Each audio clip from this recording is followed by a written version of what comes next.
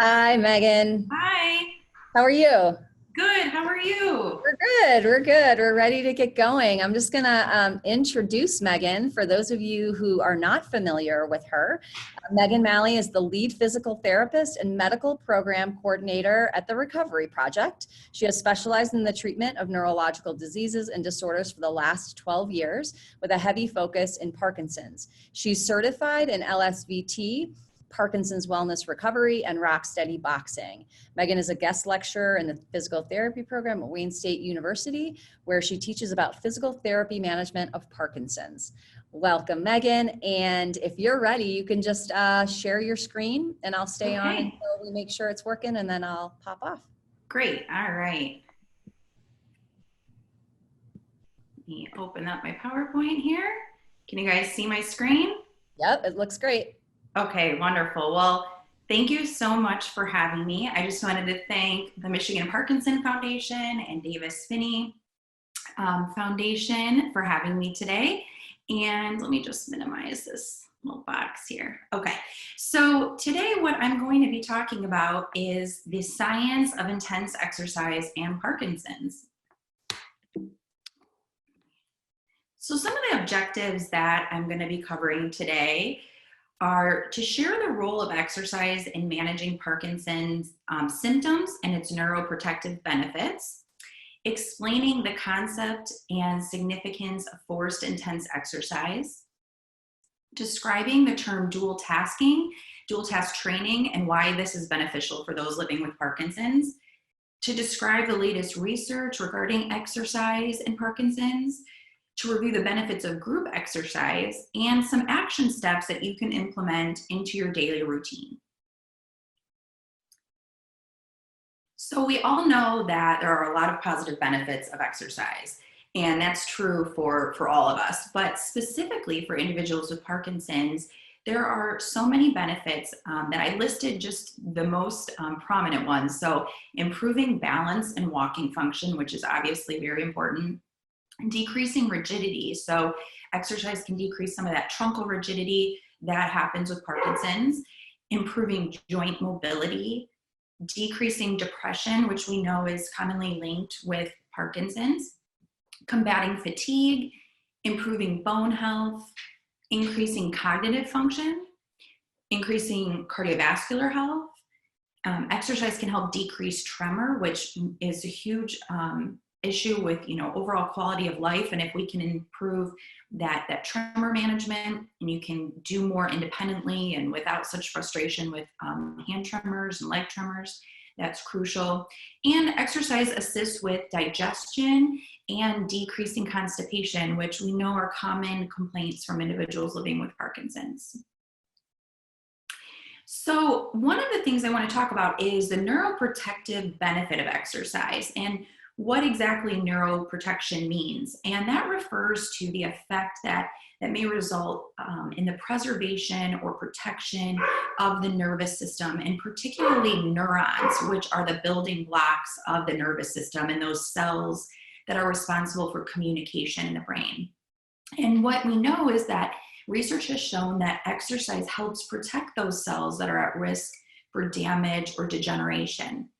It also improves neuroplasticity. And what neuroplasticity means is the ability of the brain to reorganize or compensate for injury and or disease. So we see this with individuals who have a traumatic brain injury or a stroke that affected a part of the brain.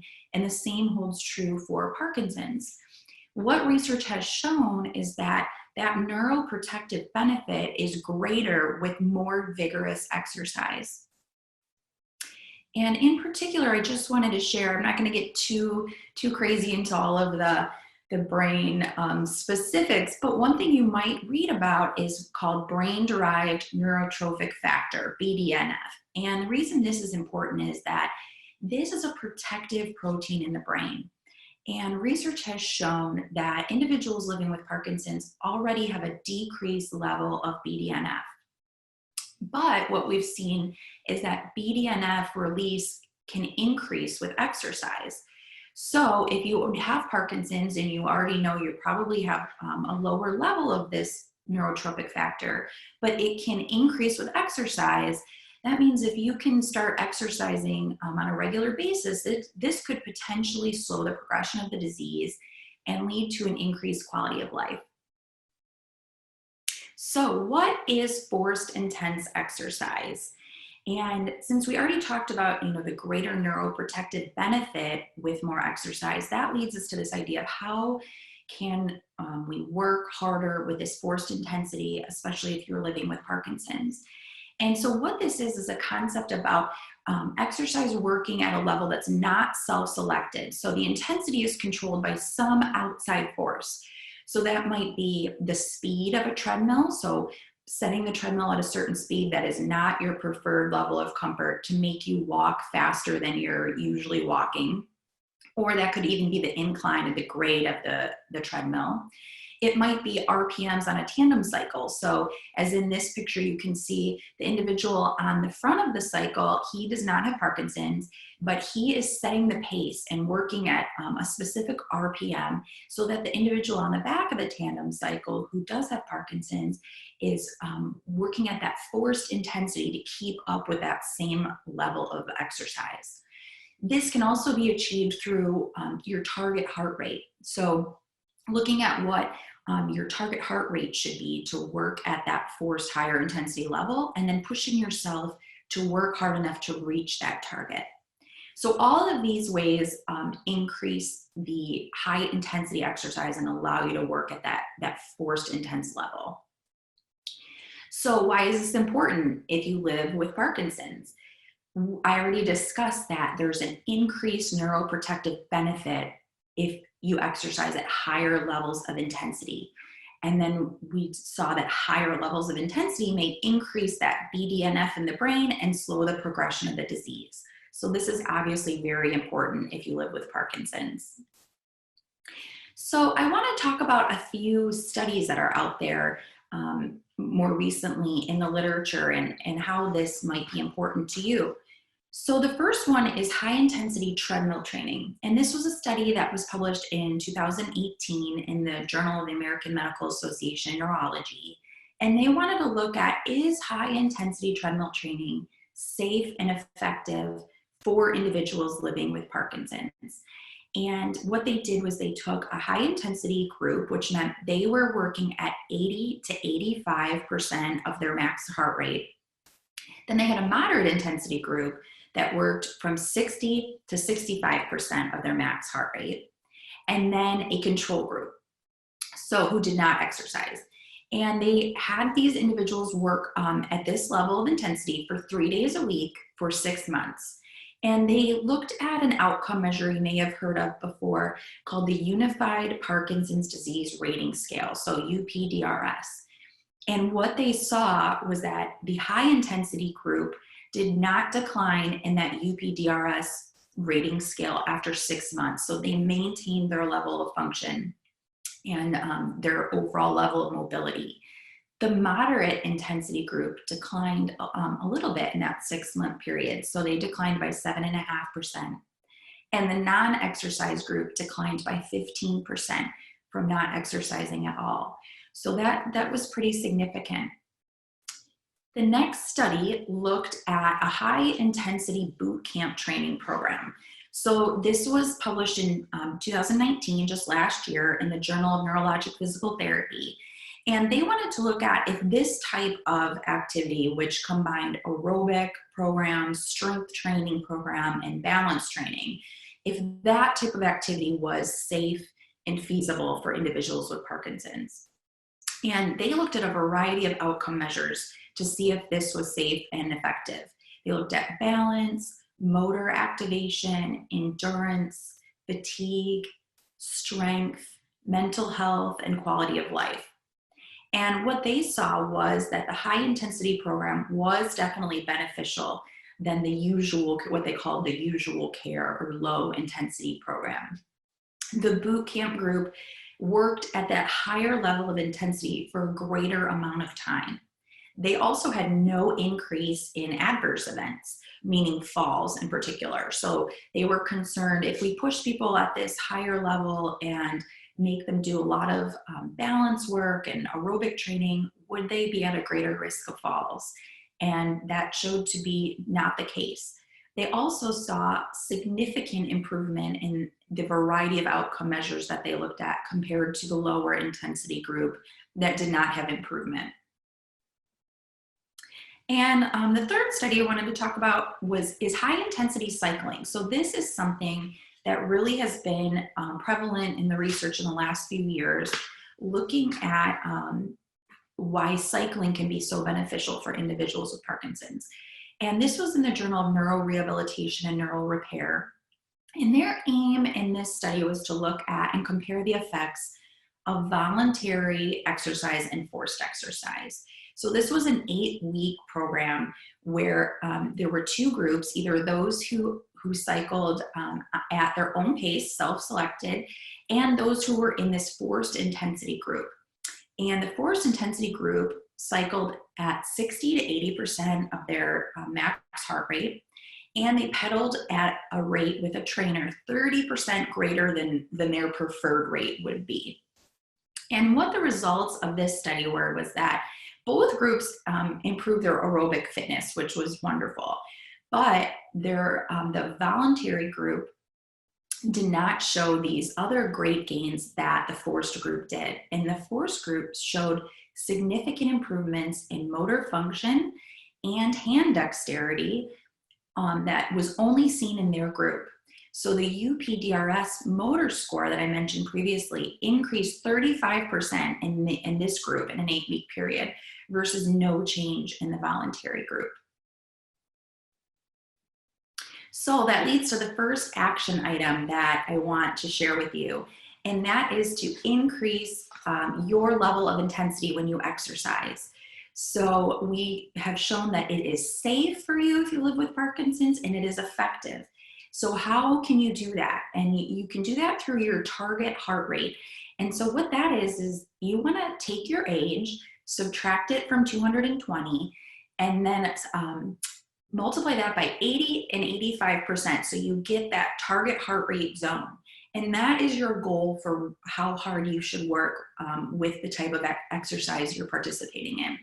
So obviously always consult with your physician before you begin any new exercise program, but that should be the goal, to try to work at a higher intensity in that target heart rate. So a few tips for, asking yourself if you're working hard enough. So you don't want to be completely out of breath, but you want to be breathing, a little heavier when you're at rest. You shouldn't be able to hold a full conversation like I am right now. That wouldn't show that you're really pushing yourself at that higher intensity. But a breath should be required, every 3 to 4 words. It would be likely that you're sweating, and that's okay, and that's safe. And you should be able to maintain this effort without breaks for 20 to 30 minutes if you aren't significantly deconditioned, and then work on trying to maintain that level for greater periods of time. So the next thing I want to add is the concept of dual task training. And dual task training is simply when you're completing 2 or more activities simultaneously. So this is required throughout many situations in everyday life. Even this morning, if you made breakfast and you're trying to make something while also speaking with your spouse, that's a dual task. Or if you're going in the grocery store and you're looking at your grocery list while you're also scanning the aisle for your item, that's a dual task. So that can require cognitive tasks and motor tasks. And why does this relate to Parkinson's? So research has shown that individuals with Parkinson's have a decreased ability to dual task. And there could be a variety of reasons for this. And a few of the theories about this is that it might relate to executive function deficits. So what that means is executive function, the brain works with working memory, flexible thinking, self-regulation, or it can be limited attentional resources or less automaticity in performing the task. So something that might have been really rote and routine for you in the past might be less automatic now. The other way this relates to Parkinson's is that we know that individuals with PD can have significant gait impairments, which lead to increased disability and fall risk and a decreased quality of life. And what the research has shown is that these gait impairments are exacerbated under dual task conditions. So this really affects the Parkinson's population. If you already have a decreased ability to dual task, and then the gait impairments are even exacerbated under those conditions. So this is very important to consider how we can improve this dual tasking. So the good news is that dual tasking can be improved, but we need to practice that in order to make these positive changes. So one study I want to share with you looked at a variety of ways to dual task. So they looked at cued walking, they had people do cognitive tests and tasks paired with walking and paired with balance and strength training activities.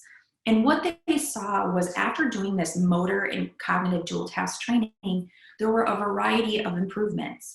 So after these individuals did all this, they looked at their gait velocity, so their gait speed, and that was improved even when they were doing just single tasks. So just walking alone, not worrying about any other dual tasking, that improved, as well as stride length. But then what also improved was that same gait velocity and stride length while doing dual tasks. And then in addition, balance and cognition also both improved after this dual task training. And another study looked at the impact of dual task training on that automaticity. And so what this study did was they wanted to really investigate the effects of training that automaticity on gait and cognitive processing. So they did this 10-week challenging gait and balance training program. And what they saw was that the individuals with PD were able to respond more automatically to cognitive tasks while walking, which had a significant impact on their safety in the community, which then led to an increase in independence and an increase in quality of life. So some examples of some motor dual task training could be walking with head turns. So just, walking down the hall in your home, just gentle head turns back and forth, marching in place while reaching overhead into your cupboard to grab a cup, squats at your kitchen counter while threading a bead onto a string, for example, or something like in our Rock City boxing class, like stepping to a target and punching a heavy bag. So you have to do a dual task of watching where you step and pay attention to that step while also doing a movement with your arm to punch to the heavy bag. Some examples of combining that cognitive task and the motor task are something called serial subtraction. So this is a little bit more challenging where you have to count backwards from 100 to 0 in threes while walking or while marching in place.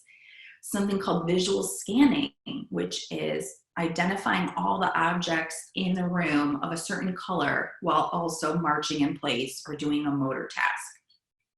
Naming activities, so name as many foods as you can that start with the letter B, for example, while stacking blocks or stacking cups. And calling out a number or a color on a target while reaching to that target. So you can see in this picture that these individuals are in a Rock City boxing class and they're punching to numbers on the wall. And so this gentleman on the left, he's punching to a 6. So he might punch to that and say 6 at the same time. Or the 6 is orange, maybe he has to call out the color and he'll say orange and then punch. So you can make it more complex and build upon it, but those are excellent ways to do a cognitive and motor dual task.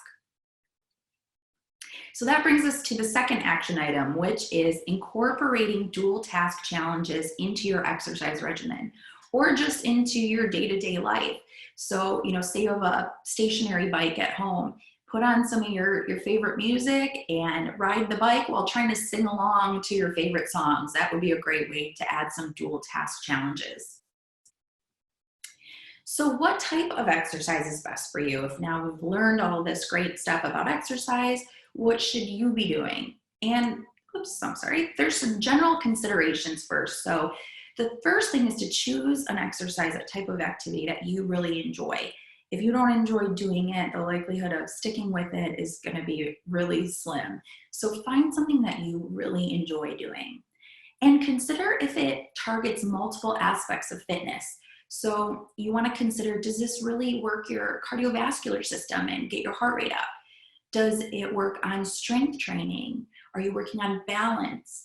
Flexibility is a really important part of your exercise program living with Parkinson's. Something that works on fine motor control and also weight bearing, so maintaining that bone health.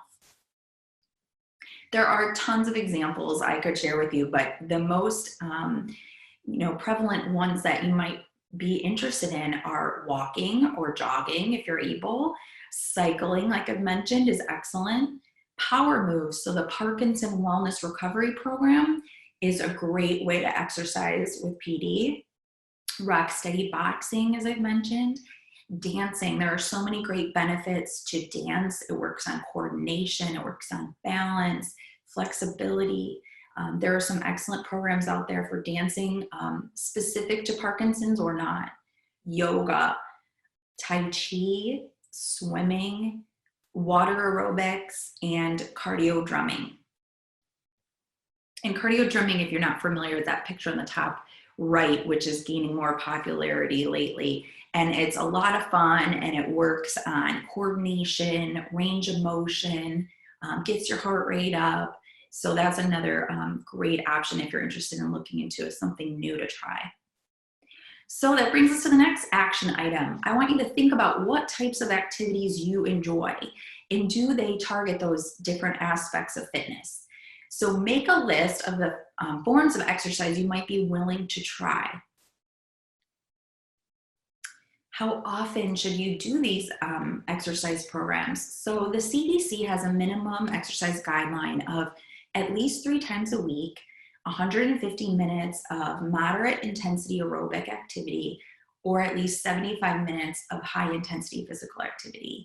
You want to increase your frequency and intensity gradually if this is something new for you. But remember that you want to work up to trying to get to those higher levels of intensity, and that the more you're able to exercise, the more benefit you're going to get from it.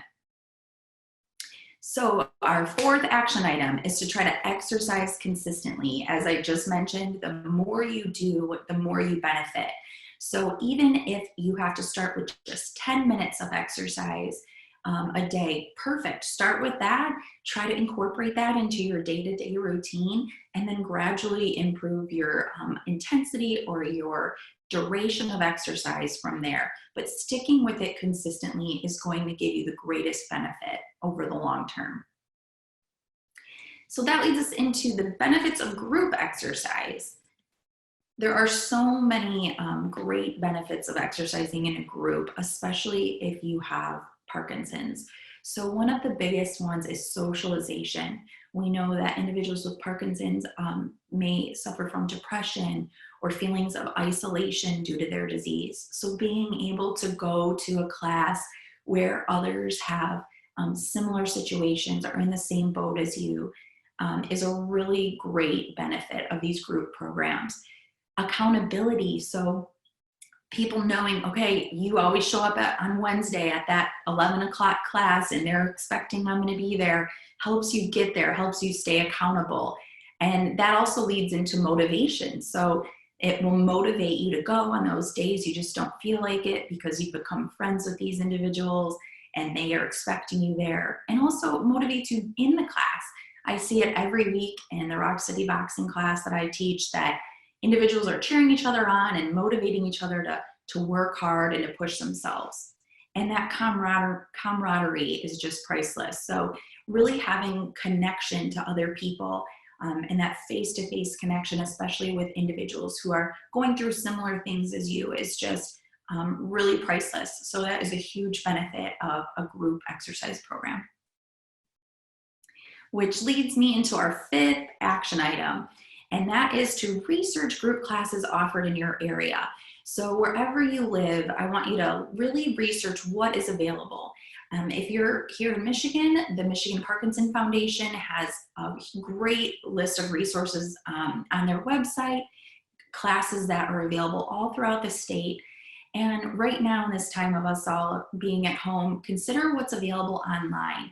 So through the Michigan Parkinson Foundation, you might already be aware they're offering a variety of classes and yoga online that you can do right from your own home. So I wanted to challenge you to really research that and see what's available in your area. So who can benefit from this? So everyone. Exercise is beneficial for all stages of Parkinson's.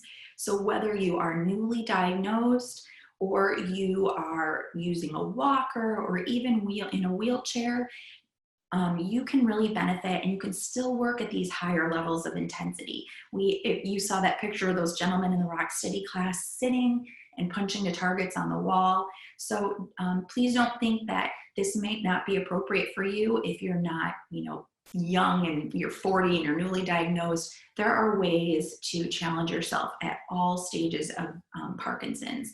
And remember that any exercise is better than no exercise at all. So just to recap, I want you to remember those action items. So exercise at a higher intensity, number one. Number two, I want you to try to add dual task training into your exercise or just into some activities in your day-to-day life. The third is to make a list of the types of exercises that you would enjoy, you think you might enjoy to try. Number four is to exercise consistently.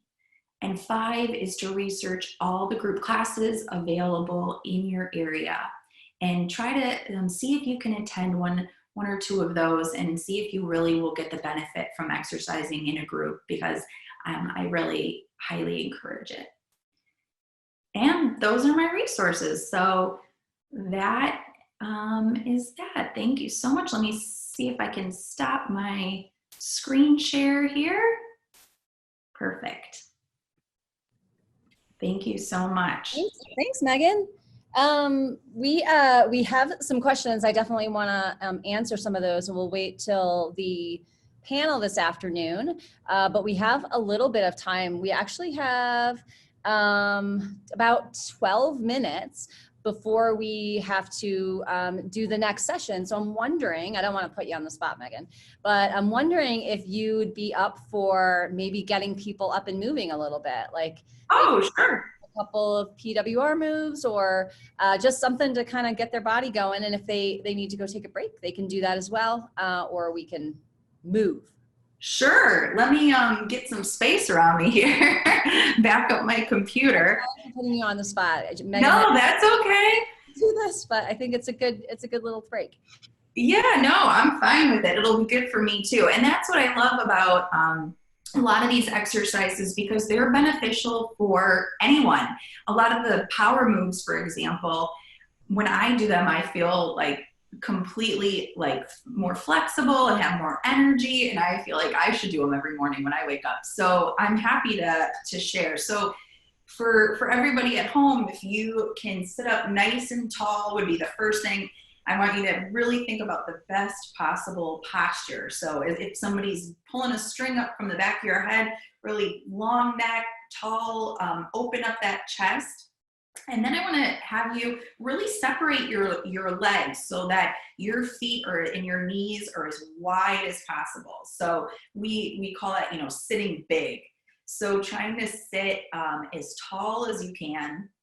And one thing to start with is to work on our upright posture. Let me back up my computer a little bit more, is to lean forward like you're coming down toward the floor and go as far as you can, and then up really big with your arms. So really pulling your arms back to open up that chest, strengthen those back postural muscles, and pull your hands back as big as you can. So Parkinson's likes to make your hands small, maybe pull your wrists in. So you want to fight against that and open up as big as you can. Try to pull your arms behind you as far as possible and keep that head up nice and tall. So what we can do just to move a little bit is we can do 10 repetitions of that. So again, come down, hands on your legs, go down toward the floor, up, nice and big posture, squeeze those shoulders back. Now, if we wanted to add a dual task, excuse me, being so big, I'm knocking things over. If you want to add a dual task, we could count. So 1, and then come down again, up, 2, down, 3, be as big as you can, down, 4, down, 5, down, 6, down, 7, and really activate that voice, count as loud as you can, 8, 2 more, down, 9, and last one is 10. Good. And so when you rest from that, you're still going to sit up nice and tall and have really, really good posture. So that's an excellent one to just open up your chest and kind of loosen up in the morning. So another one we could do after that is we could do one that really is about rocking side to side and weight shifting. That's a great way to prepare to move and to really break up some of that rigidity. So what you want to do is keep your legs, I know you can't see my legs, but keep them nice and wide and stay up nice and tall in that big sitting posture. And what you want to do is you want to reach with your left hand up toward the ceiling and look up at that hand as big as you can, and come down and reach with the other hand as big as you can. So really rocking side to side and really shifting your weight off your hip and leaning to the opposite side. So big reach, and then my back hand is also, you can't see it, but reaching way down behind me. Again, really big, wide fingers, back and forth. So let's do a few more here. Good. And to the left. Let's do 2 more on each side. Reach and reach, look up, really work on that neck rotation, and last one over here. And then one more we can do is a seated twist. So this is, again, excellent for breaking up that trunk rigidity, working on range of motion through our shoulders, our backs, our hips. So you're gonna get in that nice tall seated position again. And what you wanna do is you wanna open up really big, stretch those hands out wide, and twist your body and clap those hands together. So now your shoulders and your hips are facing the opposite direction, facing to the right. And you open up really wide, stretch, and then twist to the left with a lot of effort. Open and twist, open and twist. That's 4, open, 5, open, 6, open, 7, open, 8, open, 9, and last one, open, 10. And that's just a great way to try to loosen up a little bit, get moving, you know, to work at that higher intensity. You can really encourage yourself to be big, to stretch, to go. You can try to work on speed when you do it, as long as you maintain good form. Sometimes people add a resistance band when they do those to have themselves work a little harder. So those are just a few ideas of things you can do, even from your chair, very safely, to just start loosening up and build in some exercise into your day. So I hope that was helpful. That was perfect. I love the twist one. I just, I want to keep doing it. It feels so good. Yeah. Great. Well, thank you so much for being here, Meghan. We really appreciate it. It was a great talk.